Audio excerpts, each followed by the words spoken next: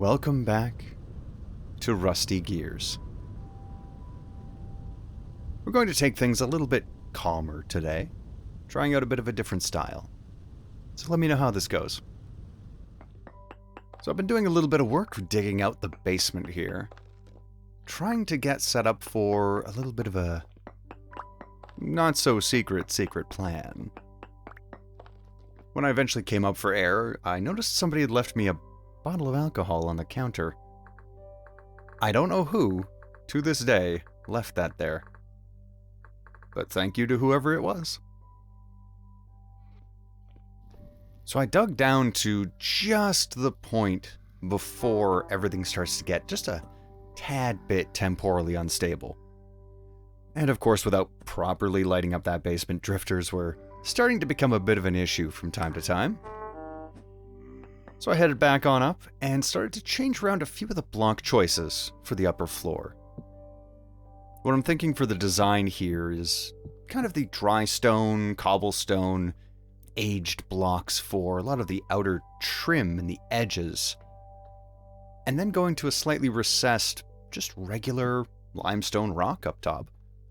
So I started to get a little bit of that in place. The bottom floor is probably going to remain mostly as it is. Maybe with a couple of detailed bits added in here and there. But that'll be for a later episode. Somebody, who I believe was a Zungu, found a little bit of acacia. There's these little holes in logs that just give you things. And he had found some seeds in one of those. So this acacia tree that I came across, I started giving it a little bit of a trim, get some more seeds, just so we could propagate, because acacia is going to be one of the main woods that I want for my little basement project. Now at the time, I didn't know that he had found it in a little knotted base of a tree. I still don't know which mod that's from. So of course, in my yearning for more acacia, I went out into the woods, started to take a look and see if I could find some for myself. Along the way, I came across some mushrooms and berries and a bunch of other things, including a lot of redwoods. Now, redwood might be a little bit pale for what I want for this particular project, but I think I can find a use for it later on, so I took a good number of stacks home with me.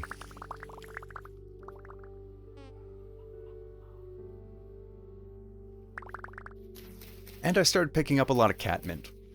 I have no particular plan for the catmint, I just like it because it's lavender, and that's a nice color, but also it's got the word cat in it, and I like cats. So I'm going to find some kind of use for catmint in some design somewhere. I'll probably decorate a little garden outside or something with it. On my way back, I found even more mushrooms, and that's good. I have to do my part a little bit. I've been partaking from food in the community kitchen, so good to give back every once in a while. After a while, it was back home into the scorching desert. One of the walls of our smithy was covered in pine resin logs. Gran was working on something inside the smithy and said that that's probably part of the carry-on mod, so that might be something I have to test out in the Eisenholm series. Then it was over to the community kitchen, taking a little bit of a brief glance at the stoves that I'd put in. They're the exact same ones from Eisenholm. We popped on down to the basement to put away those mushrooms we'd found. Now, for the room in our house that has the basement entrance, I had a little bit of a particular design for that space. It's going to be a nice, dark stone office. So I headed on out into the dark of the night, back down to that spiral staircase ruin that we were in last episode. I started collecting myself a whole bunch of slate, ashlar blocks, and some of the aged ones too. I think they'd make a nice floor. A lot of these resource runs are mainly for decoration, so when I came upon a bunch of little cactuses, I thought, you know what, yeah, we're gonna cactus. It's a verb now. On my travels, I eventually stumbled upon a very sizable ruin. It's one of the BetterRuins structures, and oh boy, even picked through as it had already been, it was ripe with materials. The main one that I wanted was aged logs. And the aged support beams, they're just that right darker brown color that I've been looking for a lot of different build ideas. Honestly, this one wood type is the only reason why I'm considering potentially sometime maybe in the future after 1.20 adding in BetterRuins into the Eisenhome series, maybe. At the very least, it's the right color for what I want for our build here.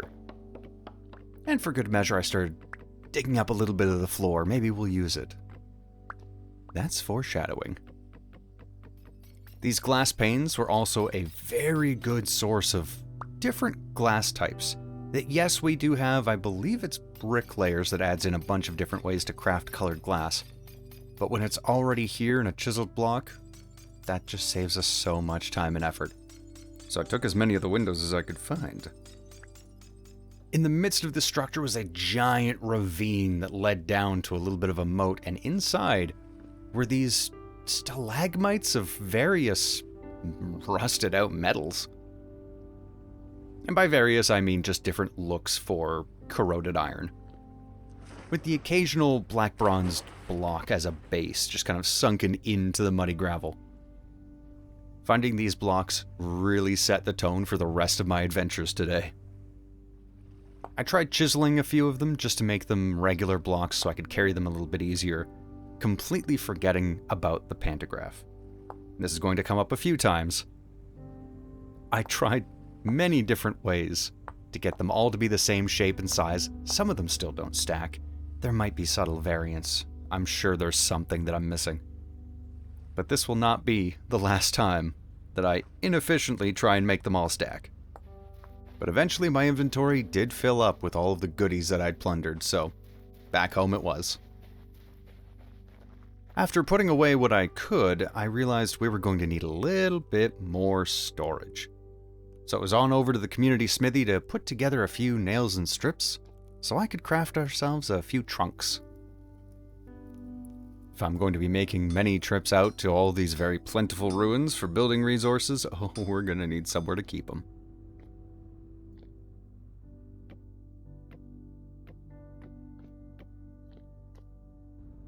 With storage secured for the moment at least, I started digging up the floor in what would later be our office space to see what these aged slate ashlar blocks looked like.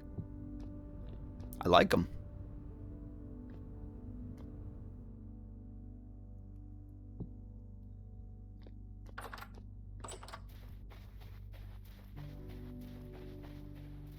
Back out in the desert I went, right to that same manor. And in the daylight, oh boy, it is a sight to behold. Dilapidated, imposing, really, against the landscape, but full of treasures to behold. Got some beer kegs. That will be very relevant to the build that we're doing down in the basement. And a whole bunch of other odds and ends, more flooring. And up top, I found some fabric layers, which are going to be exceedingly useful. Because, you know, in a particular type of build where there's people standing around, having a good cushioning mat just to make it easier on your spine, it's a nice little detail to have. And of course, I went back down in the ravine because we're going to need so many of those metal blocks. Maybe not so much the rusty ones yet. I haven't come up with an idea for those. But the more purpley ones. I like the way they look. Then it was back on home to drop off plunder run number 2.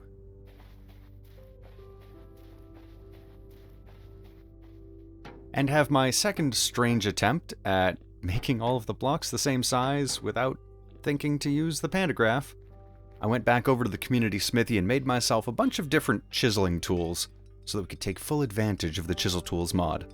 Almost full advantage, because then I started using the hand planer to make all the blocks the same size instead of just doing it to one and using a pantograph. But hey, you know, I never claimed to be a smart man.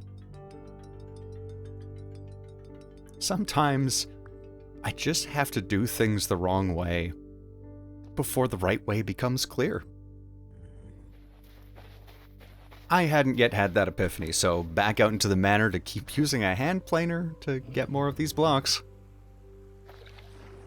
I could have sped up this process. I will eventually speed up the process. Don't worry, by the end of this episode, I will have realized my efficiency deficiencies.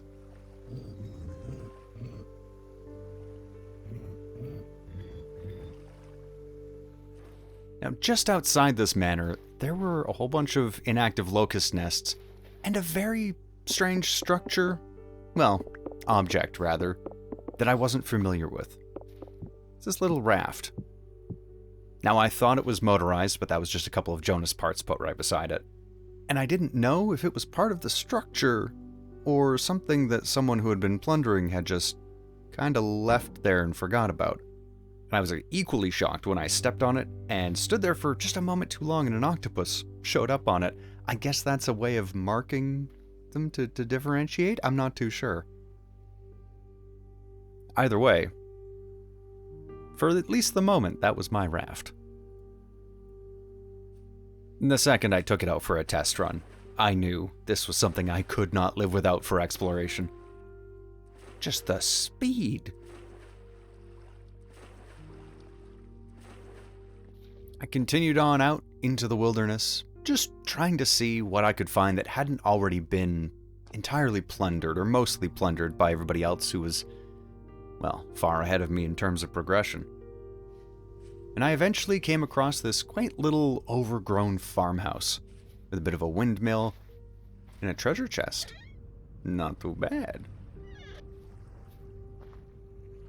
Picking up a little decorative flower pot and a couple other odds and ends, I eventually needed to make more room in my inventory.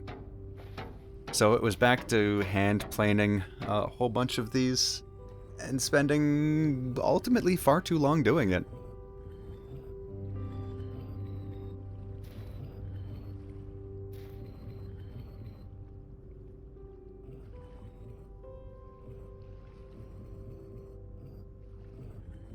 One thing I will need to keep in mind in regards to this farmhouse is absolutely to come back here, because all of these chains work like support beams, I'm pretty sure, and I want them.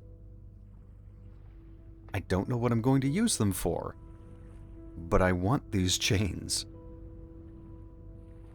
Now, one thing I've discovered is that each structure in the BetterRuins mod has a little bit of lore written to go along with them. So let's explore a little bit about this abandoned farmstead.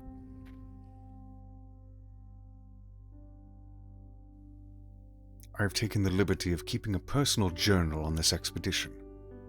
There are many aspects of field work that are not covered in the standard paperwork from the association. I will be adding to this document on a monthly basis.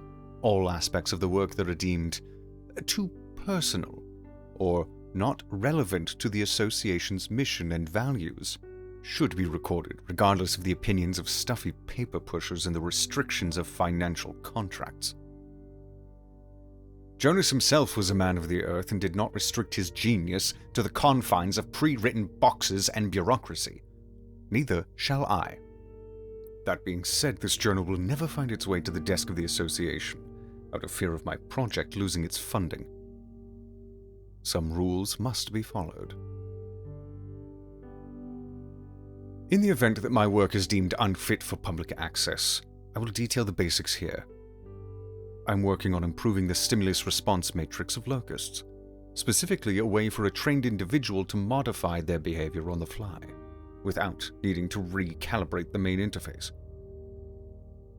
My focus will be delving into the personality of locusts. The further these machines get from the capital, the stranger their behavior becomes. But I believe this can be fine-tuned to be an asset for unusual applications of locusts. I've traveled for several weeks to a remote backwater flax farming community and brought with me a prototype locust hive with abnormal behavioral modifications to experiment with on these simple people. It has been 1 month since my last entry, and I have settled as comfortably as I can in this community. It is astounding how these people get by with such simple tools and structures. It's like going back in time. The people are kind enough, but suspicious of my work. They have never seen the incredible feats locust-assisted work can reach. I should be done setting up the prototype hive in about a week. Then I will set them loose into the flax fields. The locals have been made aware of this, and their opinions on the matter have also been made clear. Split right down the middle. Some fear the little machines, and others are excited for the release. One notable example of an excited local is a little girl who spends more time in the woods collecting spiders than running through the streets chasing toys with the other children. She has stopped by my lab on several occasions and has made numerous comments on how similar locusts are to the little insects she collects in the forest. She even brought one to me, trapped in a jar, and asked me if the locusts would get along with it when they are let out of their cage.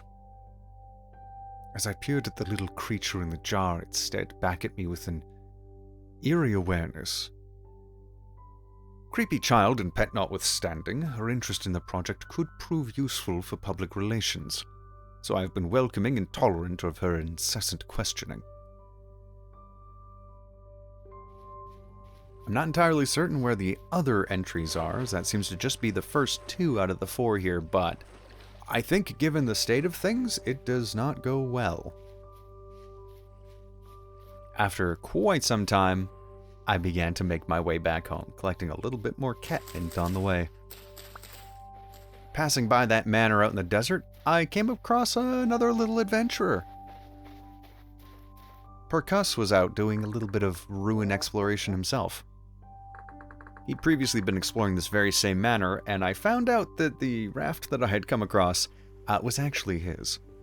But he's lost several of them in his travels by forgetting where he put them, so he said I could keep this one. There we go, it's not stolen anymore. So I reclaimed it. I like my silly little octopus label. Eventually I made my way back to the village, only to discover my neighbor was active. Apache was in the house next door, and through the powers of server desync, there were 2 of him. He was in the midst of digging out the foundation for his new house, after having torn down the ruin that was standing there. If you want to see how that starts to come together, take a look at his video. The links for all the other gears are down in the description. I told him I'd try and keep the music down at night, and headed back down into my basement. Rather than the ladder shaft to go down, I started to build a little bit of a staircase, so we could get down in a more natural way.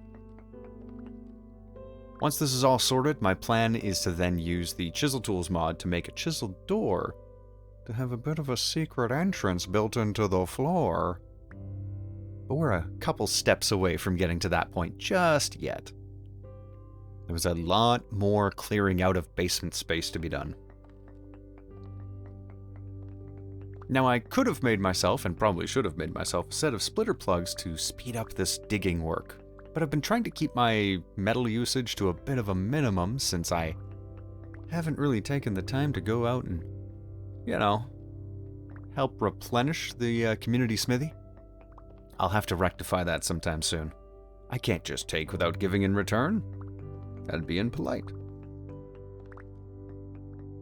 With the staircase and a decent bit of space dug out, I started testing out a couple different designs for the floor. And also marked out where some of the tables and the bar is going to be. And therein lies the reveal of what this is going to be. I'm turning my basement into a bar and club with a secret entrance, and I'm planning on having a few different activities able to be done down here. Be a nice little place to grab a drink, and there'll be a stage there for maybe open mic nights, who knows?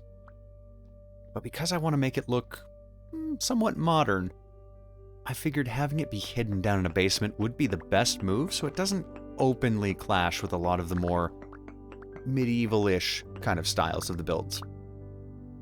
I don't want the HOA bringing the hammer down on me.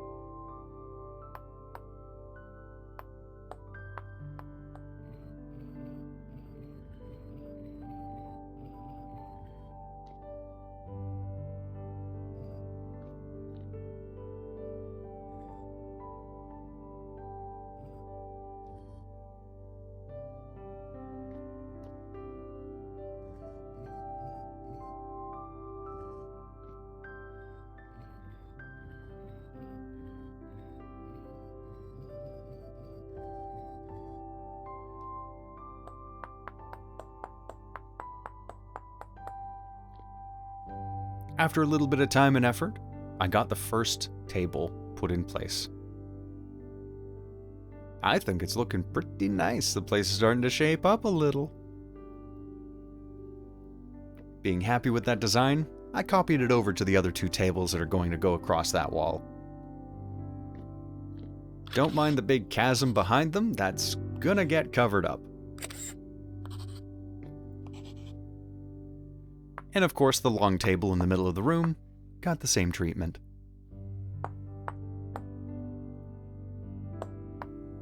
The space was already starting to come together. A little dark, but it works. On a little run out into the village, I came across where Cricket Brit and QP Tech are living, and I think they're violating some HOA rules. I don't even know if there's a real HOA or if it's just a running gag, but I'm fairly certain that's gotta be a violation. And, oh, that's a Deej, alright. Check out his video if you want to see the story behind that. It's cursed. I think it's hilarious, but it's cursed. Maybe I should make a tasteful, risque statue of myself to submit to the art gallery. Let me know if you think I should. I don't know if it's going to be a good idea. But hey, you know, I gotta learn statue making somehow, right? With my eyes in some thorough need for bleaching, I went back down to start digging out a little bit more space for our bar and club. Gotta get this upper mezzanine in place so people don't fall down. Eventually there'll be a safety railing. Maybe. And then this is where I had the inception of a great idea that was very much going to inform a lot of the rest of the design of this eventual bar and club. This particular pattern, I think it's going to make for a very nice looking feature wall. Only problem is I'm going to need a lot more of these blocks. Throughout my little adventures, I'd also found some of these smoky black glass blocks, and oh, I like the look of them. I really want to use them to have sort of a dark sheen on the outer edge of the bar counter. But after trying to figure out the recipe for how to make it, I'm just going to rely on finding more, or hoping that the glass trader from whatever mod we get glass traders from, probably bricklayers, hoping that they have some in stock at some point, once I get some gears. I'm very light on rusty gears. But it was in putting together the bar downstairs that I finally had the brilliant idea to use the pantograph like I should have been doing the entire time. As I was digging around, Punk was online and had a little bit of a digging project of his own. So his tunnel kind of met up with the side of the bar, and we made ourselves a little secret entrance. There's going to be a sewer system running in there, and what better place for the sewers than connected directly to the kitchen? That's sanitary, right? So coming in through the new secret sewer entrance, I showed Punk and QP what I'd been working on so far. Kind of gave them a little brief rundown on the plans and the general design and decor ideas that I had. But because the discussion we had took place in the non-recording lobby of our Discord, I'll just have to summarize it with, I showed them around. After they were gone, I took that prototype piece, placed it down, and decided, yeah, I like that look. Let's see what an entire wall looks like. So I dug up the floor, started using the pantograph to copy that pattern over to the entirety of the wall, or at least what I could build with what I had so far.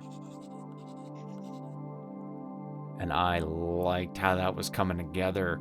As long as I keep to the proper design, it also doesn't really show any gaps behind any of the tables that are going against it, or even the upper landing.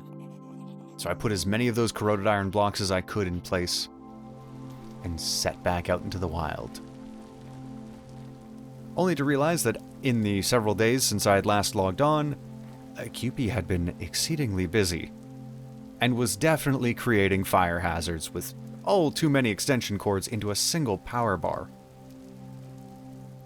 As I was out and about, I decided it had been long enough that I was just using torches and an oil lamp. And I got to making myself a bit of a lantern, and oh boy, the hell of hammer setup they had in place already was just... I mean, look for yourself. That's not sped up. That's just how it do be. While the Molybda Chacos, because of course it's Molybda Chacos, was heating up, I went over to Azungu's garden and absconded with a wee bit of honey, don't tell him. I needed to make a candle. And then it was time to press the plate. Watch how fast this goes.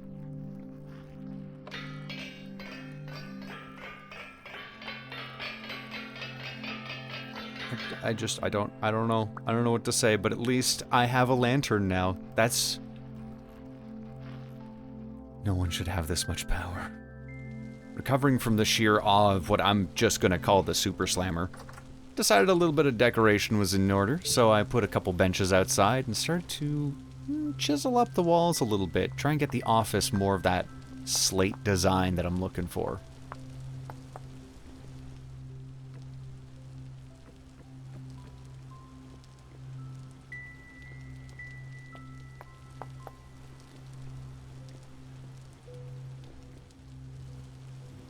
I started putting together a nice fireplace.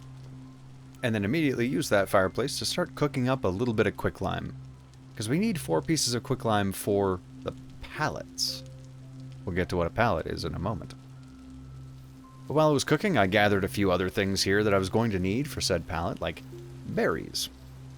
But as I was grabbing berries from QP, who was kind enough to let me rustle his bushes, I found out what those flamingos do, and it's just a prank. Just some good old lawn decor tomfoolery.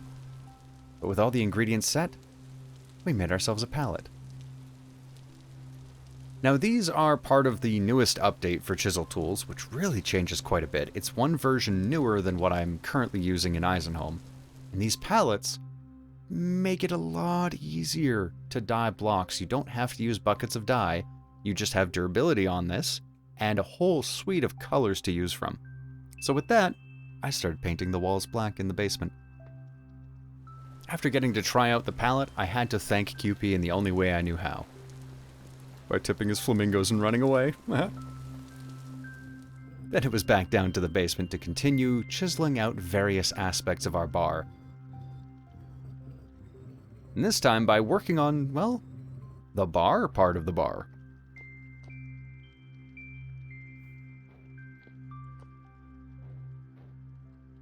For the floor in the rest of the bar, that was, well, currently lacking a proper floor, I tried out what those rotten ebony planks from that ruin looked like, and ooh, I kinda like what they're looking like. Yeah. Meanwhile up top, crabs were dancing. With the need for more of those corroded iron blocks, QP tipped me off that there was another one of those manors, far to the southeast. So I hopped on my little raft and went across the ocean. Eventually coming across this manor in the dead of night, snuck in through a broken open window that I'm sure someone else had absconded with, and started to pilfer all I could, finding some really nice glass bottles. These are gonna look good on our shelves. Can't have a bar without bottles. Almost immediately I hopped on down past the translocator room and began pilfering all of the metal that I could. This time doing it the smart way, with a pantograph. Saved so much time. Oh, it saved so much time. I'm so smart the third time around. Now with this manor being ever so slightly less picked clean, I started to explore a bit more. Eventually finding my way up onto the roof. And then finding that there were places inaccessible from anywhere other than jumping down. And that's where I came across this. You know how we are with masks. But it's okay. This one's different. There's no rotwalkers here, no sir. I haven't fully decided what kind of persona this is gonna be yet, but hey, we'll find out together. All I know is there was only one way off that shelf, and it was... But we lived. And we continued to pilfer.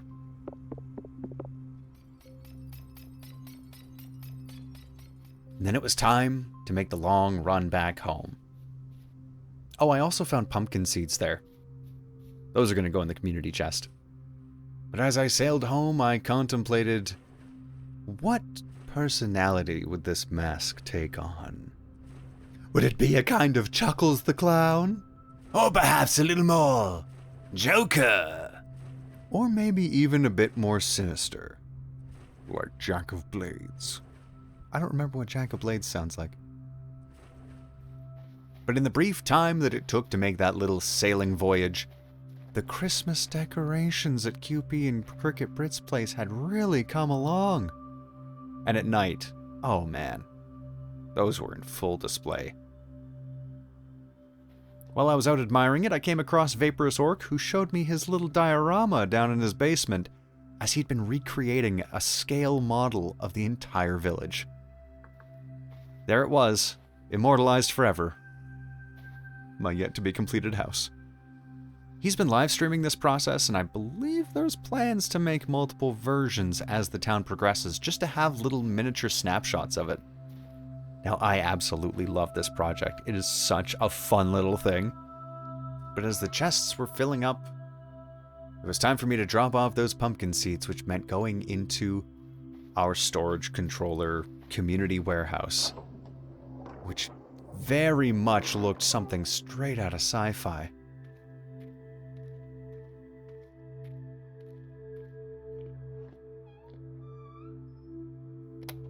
It's kind of neat. Back home, I decorated the office a little bit by putting a couple of those treasure chests I'd found on top of the fireplace, and went down to the basement to finish off our feature wall.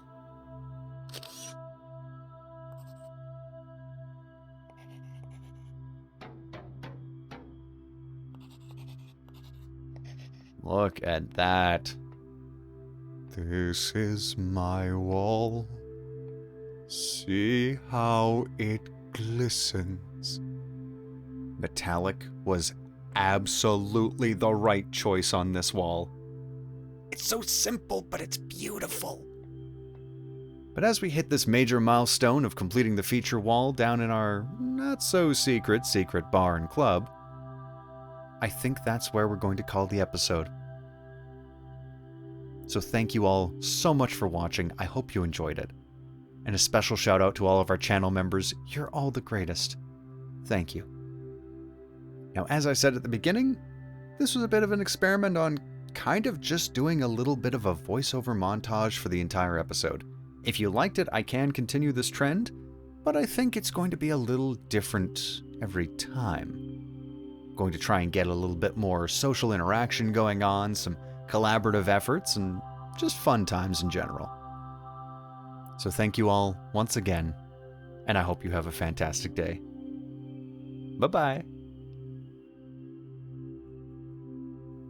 I raided Cricket Brit's wardrobe, with permission, of course.